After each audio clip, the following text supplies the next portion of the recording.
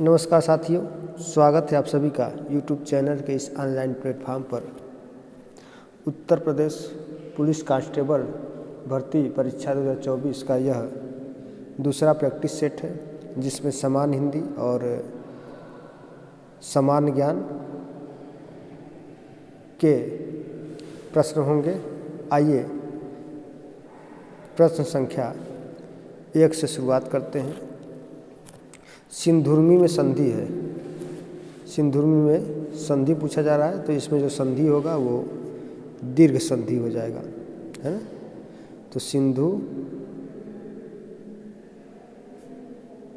Plus Urmi, ये दोनों मिलकर के जो है कि दीर्घ हो जाएंगे, तो यह दीर्घ संधि हो जाएगा। खड़ी बोली हिंदी का विकास हुआ है। तो खड़ी बोली हिंदी का विकास कहाँ से हुआ है?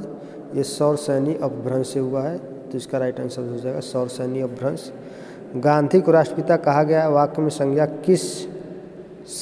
किस रूप में परिवर्तित हो रही है? तो गांधी को राष्ट्रपिता कहा गया है ना। तो ये जो इसका सही आंसर हो जाएगा, ये जातिवाचक से व्यक्तिवाचक हो जाएगा। गांधी को राष्ट्रपिता कहा गया। चौथा क्वेश्चन देखते हैं। स्र एक संयुक्त व्यंजन है, इसमें किन दो वर्णों का सम्मिलित किया गया है? किन दो वर्णों को सम्मिलित किया गया है? तो स्र एक संयुक्त व्यंजन है, तो इसमें तालव्य स प्लस र को सम्मिलित किया गया है। रमेश की पुस्तक पुरानी है, इस वाक्य में पुस्तक शब्द है। तो रमेश की पुस्तक पुरानी है, तो पुस्तक क्या है? इसमें विशेष्य है। मेरे घर से आपका घर 5 किलोमीटर दूर है, इस वाक्य में घर से में कौन सा कारक है ना। यहाँ दूरी की बात कर रहा है, देखिए 5 किलोमीटर दूर है ना। तो दूर की बात कर रहा है, यानी कि अलग होने की बात कर रहा है। मेरे घर से आपका घर, ये अलग है, तो यह अपदान कारक हो जाएगा। जैसे कर्ता ने कर्म को करण से संप्रदान के लिए अपदान से अलग होने के संबंध में होता है। आइए 7वें नंबर क्वेश्चन देखते हैं। निम्न प्रश्न में 4 विकल्प में से दिए गए वाक्य का सही काल वाला विकल्प पहचानिए। दीपा पौधों को पानी दे रही थी। अपूर्ण भूतकाल है, आसन्न भूतकाल है, पूर्ण भूतकाल है, संदिग्ध भूतकाल है। तो इसका जो राइट आंसर हो जाएगा वो हो जाएगा अपूर्ण भूतकाल, क्योंकि दीपा यहाँ पे क्या कह रहा है कि दीपा पौधों को पानी दे रही थी, है ना। 8वां क्वेश्चन देखते हैं। वह पढ़ता है लेकिन बात भी बहुत करता है। व्याकरण दृष्टि से रेखांकित शब्द को पहचानिए। तो लेकिन बात क्या है यहाँ पर? यह लेकिन बात क्या हो जाएगा? अव्यय हो जाएगा। कटहरा शब्द का तत्सम रूप क्या है? तो कटहरा शब्द का जो तत्सम रूप होगा इसमें काष्ठगृह होगा, जबकि कटहल का क्या होता है? कटहल का कंठफल होता है। क्या होता है? कंठफल। आइए आगे बढ़ते हैं। निम्नलिखित शब्दों में फारसी भाषा का शब्द नहीं है। देहात, सिफारिश, चश्मा, तारीख। तो इसमें जो तारीख है यही फारसी भाषा का शब्द नहीं है। यह किस भाषा का शब्द है? अरबी भाषा का शब्द है। निम्न में से कामदेव का पर्यायवाची शब्द है। बिडौजा, पिशुन, मार, अश्म। तो इसमें जो मार है यही कामदेव का पर्यायवाची शब्द है। इसके अलावा अनंग, मार के अलावा अनंग यानी बिना अंग का, अनंग, मदन और कंदर्प, ये सभी कामदेव के पर्यायवाची हैं। जबकि बिडौजा इंद्र का पर्यायवाची है। पिशुन चुगलखोर को कहते हैं। अस्म पत्थर को कहते हैं। चलिए आगे बढ़ते हैं 12 पे। अतिवृष्टि का विलोम है, तो अतिवृष्टि का जो विलोम हो जाएगा वो अनावृष्टि हो जाएगा, है ना। अनावृष्टि, अना का मतलब अना का मतलब बिना होता है ना। चलिए आगे देखते हैं। जिसकी कोई उपमा न दी जा सके के लिए शब्द होगा। तो जिसकी कोई उपमा न दी जा सके उसके लिए अनुपम। लाल पीला होना मुहावरे का अर्थ होगा अत्यधिक गुस्सा होना या बहुत क्रोध करना। कोयले की दरार में मुँह काला लोकोक्ति का सही अर्थ हो जाएगा गेहूं के साथ घुन तो पिसता ही है। बुरे काम का नतीजा बुरा होता है। बुरी संगति में कलंक लगता है। बुरे विचार व्यक्ति को अपमानित ही करते हैं, तो इसका राइट आंसर हो जाएगा बुरी संगति में कलंक लगता है। प्रत्युत्पन्न शब्द में प्रयुक्त उपसर्ग पहचानना है ना, तो इसमें प्रत्युत्पन्न में उपसर्ग कौन सा होगा, प्रति हो जाएगा, है ना। औपचारिक शब्द में प्रत्यय लगा है, तो इसमें इक प्रत्यय लगा है। औपचारिक में कौन सा प्रत्यय लगा हुआ है, आपका इक प्रत्यय है, तो कौन सा इक, ये हर्ष वाला ई हो जाएगा। संग्रहालय का सही संधि विच्छेद क्या होगा, तो सम धन ग्रह धन आलय, तो सम धन ग्रह धन आलय दो जगह है, इसको हटा दीजिए, तो इसमें ये वाला डी वाला राइट आंसर हो जाएगा। यथासंभव में कौन सा समास है, तो ये अव्ययी भाव समास होगा। सलमा घर जाती है वाक्य है, तो सलमा घर जाती है ये सरल वाक्य है। सरल वाक्य में एक उद्देश्य होता है, एक विधेय होता है। सही विकल्प का चयन करें जो शुद्ध वाक्य है। तुम तुम्हारा काम करो, तुमका काम करो, छोड़िए, ये इसका राइट आंसर हो जाएगा। शुद्ध वर्तनी वाले शब्द का चयन कीजिए।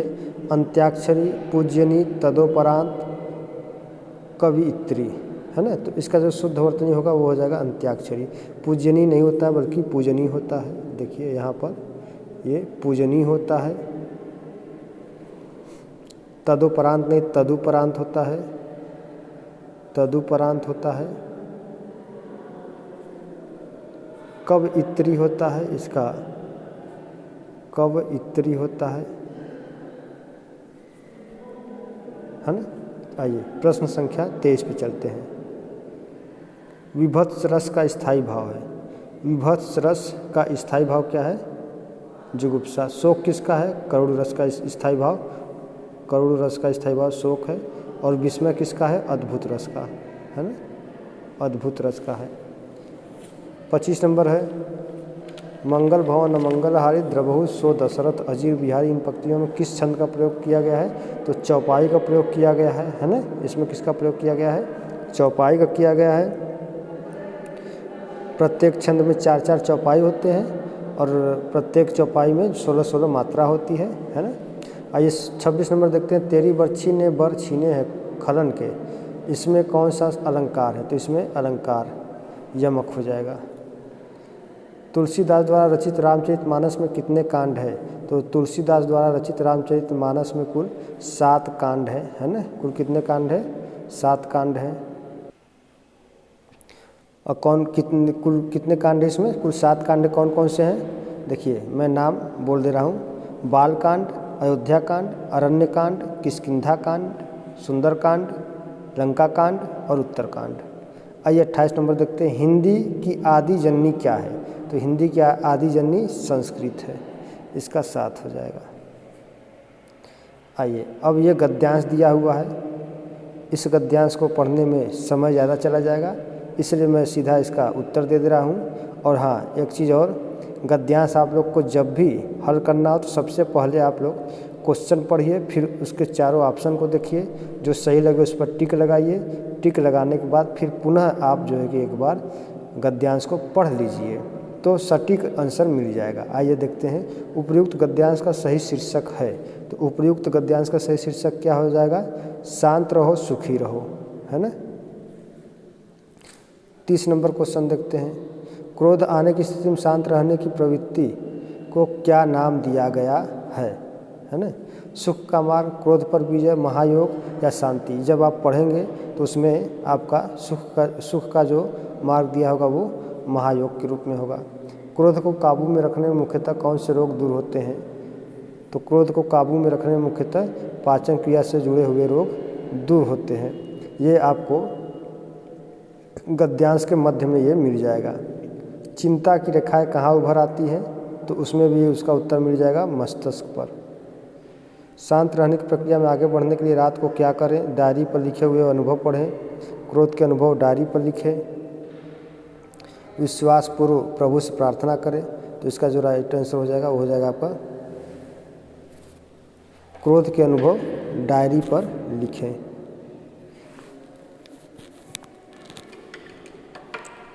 चौंतीस नंबर क्वेश्चन देखते हैं। ऊपरी दिखावे के रूप में होने वाला वाक्यांश के लिए एक शब्द होगा, अनौपचारिक, उल्लेखनीय, औपचारिक, आधिकारिक। तो इसका जो राइट आंसर हो जाएगा वो क्या हो जाएगा, औपचारिक होगा, ये वाला औपचारिक। इसका राइट आंसर क्या हो जाएगा? औपचारिक हो जाएगा।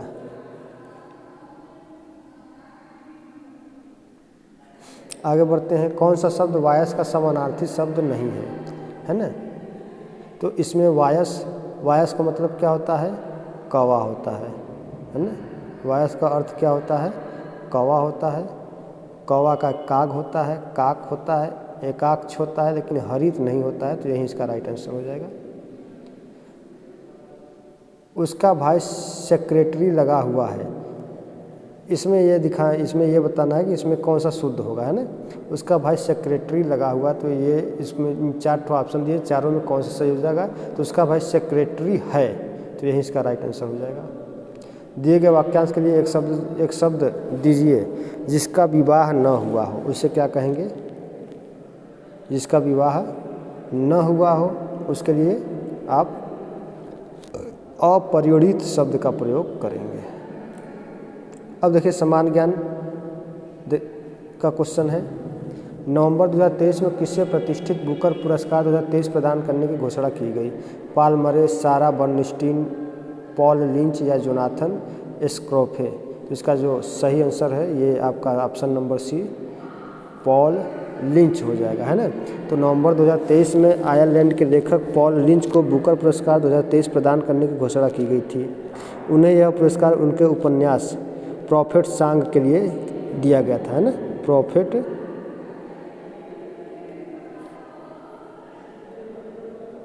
सॉन्ग के लिए दिया गया था। आइए 39 नंबर क्वेश्चन देखते हैं। उत्तर प्रदेश में मान्यता प्राप्त स्टॉक एक्सचेंज है? लखनऊ में, कानपुर में, वाराणसी में, गाजियाबाद में? तो ये कहाँ पे है? कानपुर में है। 66 नंबर क्वेश्चन देखते हैं। 39 नंबर हो गया, 1 मिनट। 40 नंबर क्वेश्चन है। कुल्लू घाटी जिन पर्वत श्रेणी के बीच अवस्थित है वे हैं, है ना? तो कुल्लू घाटी धौलाधार तथा पीर पंजाल की श्रेणी में अवस्थित है, तो इसका राइट आंसर हो जाएगा धौलाधार और पीर पंजाल। अक्टूबर 2023 में किसने उड़ीसा के नए राज्यपाल के रूप में शपथ ग्रहण किया है? तो इसका राइट आंसर हो जाएगा रघुवर दास। उत्तर प्रदेश का सबसे बड़ा वन्यजीव अभ्यारण्य कौन सा है? हस्तिनापुर है ना? जो 2073 वर्ग किलोमीटर क्षेत्रफल में फैला हुआ है और इसकी स्थापना 1986 में हुई थी। उत्तर प्रदेश का गुरु पूर्णिमा पर्व समर्पित है ना? किसे समर्पित है? यह व्यास को समर्पित है। निम्न नदियों में से कौन सी एक उत्तर प्रदेश से नहीं गुजरती है? तो यह जो वेनगंगा है, गोदावरी नदी, यह वेनगंगा गोदावरी की एक उपनदी है जो महाराष्ट्र में है ना? तो यही चीज़ है, उत्तर प्रदेश से नहीं गुजरती है। नवंबर 2023 में प्रधानमंत्री नरेंद्र मोदी ने वीडियो कॉन्फ्रेंसिंग के माध्यम से 10,000वें जन औषधि केंद्र का उद्घाटन कहाँ से किया था? तो यह झारखंड के एम्स देवघर से किया था। हर्यक वंश का शासक अजातशत्रु किसका पुत्र था? तो यह बिंबिसार का पुत्र था। चुंबकीय प्रेरण का एसआई मात्रक क्या है? तो इसका एसआई मात्रक टेस्ला है। इसको टी से संबोधित किया जाता है और चुंबकीय मात्रक को बी से। 48 नंबर क्वेश्चन देखते हैं। अक्टूबर 2023 में जारी वैश्विक भूखमरी सूचकांक 2023 में भारत को कौन सा स्थान प्राप्त हुआ था?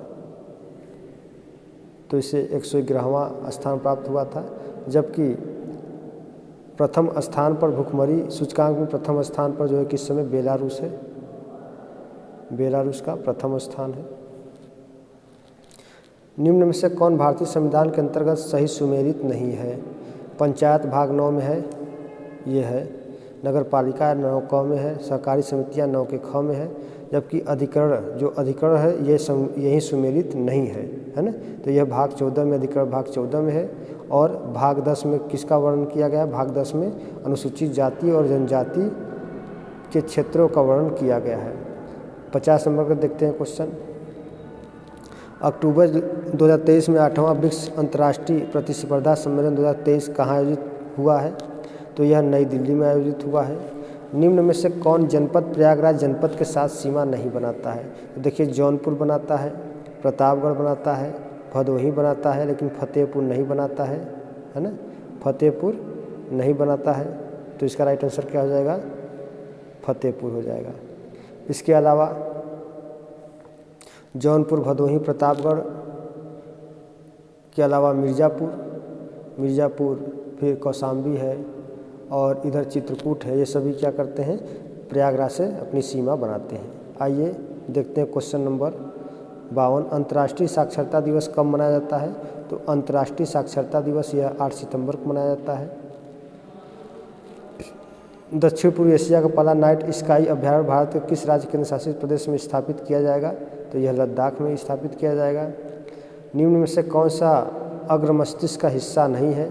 तो इसमें देखिए सेरेब्रम अग्र मस्तिष्क का हिस्सा है, थैलमस है, हाइपोथैलमस है। लेकिन जो मेडुला है यह पश्च मस्तिष्क का हिस्सा है और यह भूख, प्यास, गुस्सा, क्रोध, प्यार आदि चीज़ों का जो है कि यह नियंत्रक करता होता है। आइए देखते हैं 55 नंबर। उत्तर प्रदेश का कौन सा जनपद दशहरी आम का सर्वोच्च उत्पादक है?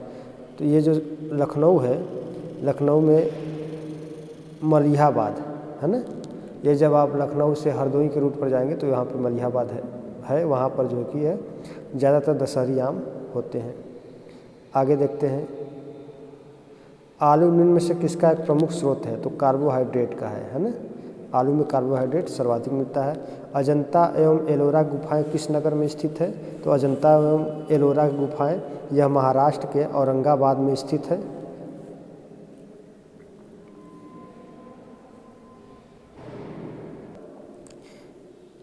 तो इसका जो राइट आंसर हो जाएगा कौन सा हो जाएगा? यह सी वाला ऑप्शन औरंगाबाद।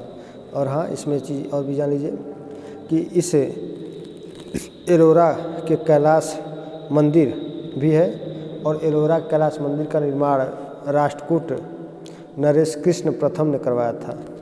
अगला क्वेश्चन, मीनाक्षी मंदिर कहाँ स्थित है? तो मीनाक्षी मंदिर ये तमिलनाडु के मदुरई में स्थित है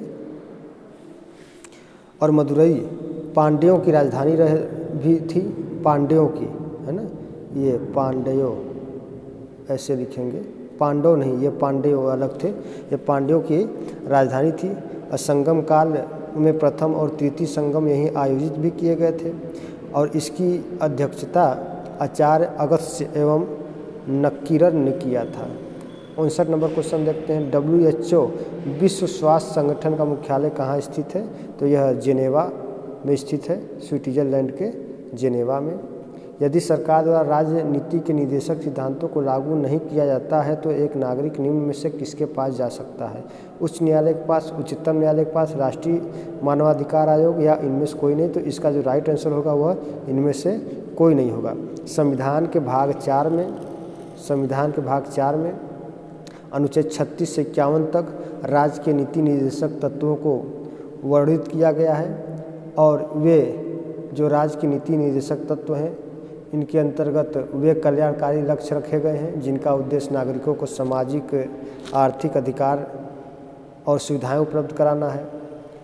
लेकिन ये नागरिकों को कोई ऐसा विधिक अधिकार उपलब्ध नहीं कराते हैं जिनका उल्लंघन होने पर उपचार कराया जा सके। अर्थात संविधान के भाग 4 में वर्णित उपबंध न्यायालयों द्वारा प्रवर्तनीय नहीं होंगे और इस बात का उल्लेख अनुच्छेद 37 में किया गया है। वस्तुतः ये संवैधानिक लक्ष्य हैं जिन्हें राज्य द्वारा ही पूरा किया जाना चाहिए, है ना। तो इसका राइट आंसर हो जाएगा इनमें से कोई नहीं। 61 नंबर देखते हैं। वित्तीय आपात कितने समय के लिए लागू की जा सकती है? तो जो वित्तीय आपात है यह इसकी कोई अधिकतम सीमा नहीं होती है, वित्तीय आपात की कोई अधिकतम सीमा नहीं होती है।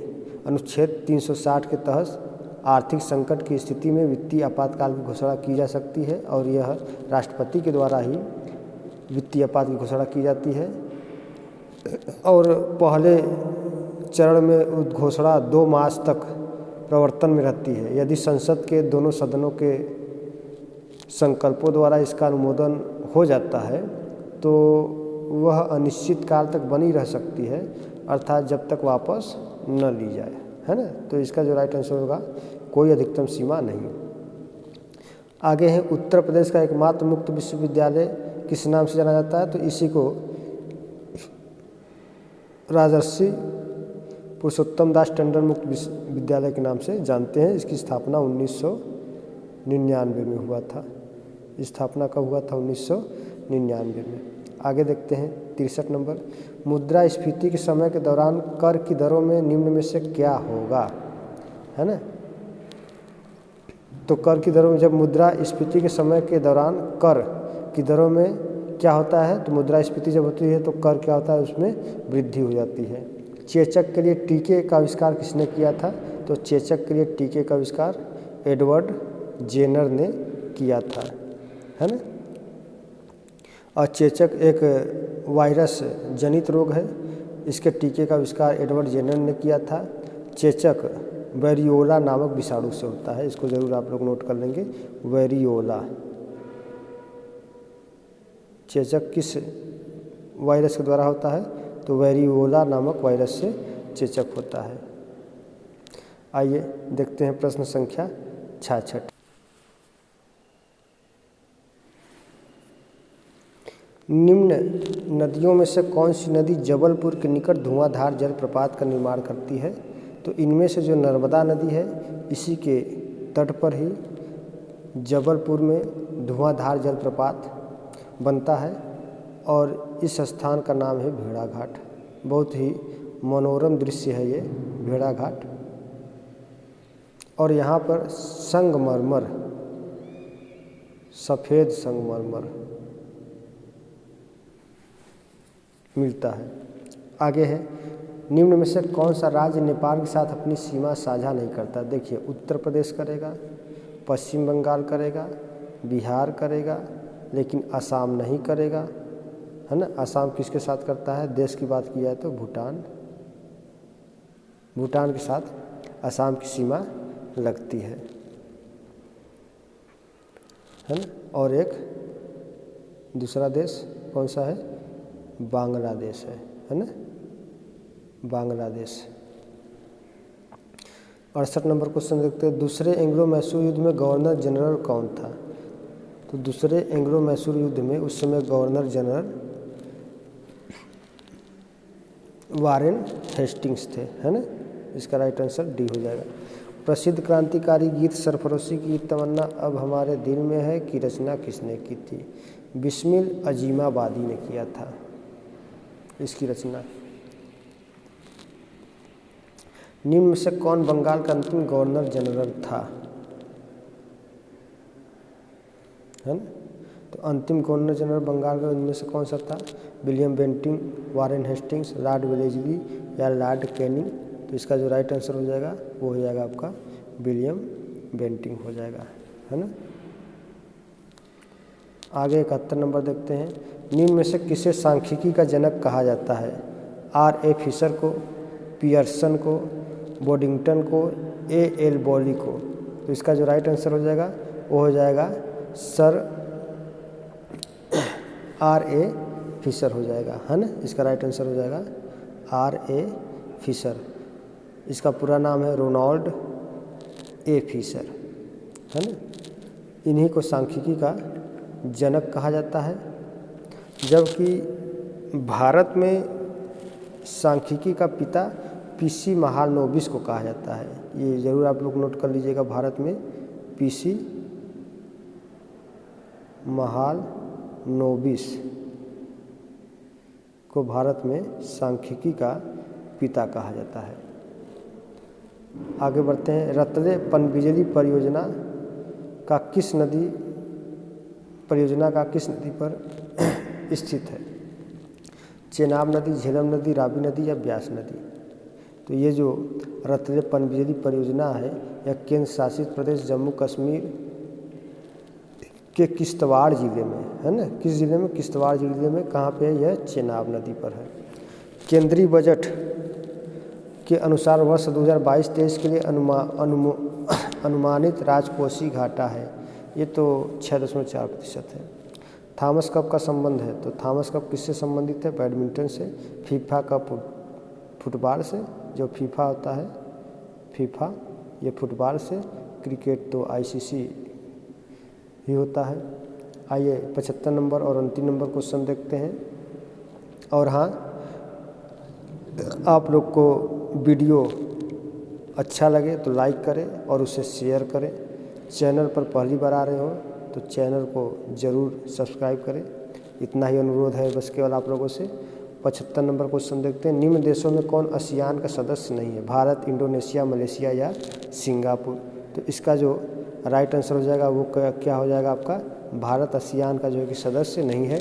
आसियान की स्थापना 1967 में हुई थी। कब हुई थी? 1967 में आसियान की स्थापना हुई थी। और कहाँ हुआ था? यह बैंकॉक में हुआ था। आसियान की स्थापना 1967 में बैंकॉक में की गई थी। इसके कुल 10 सदस्य देश थे।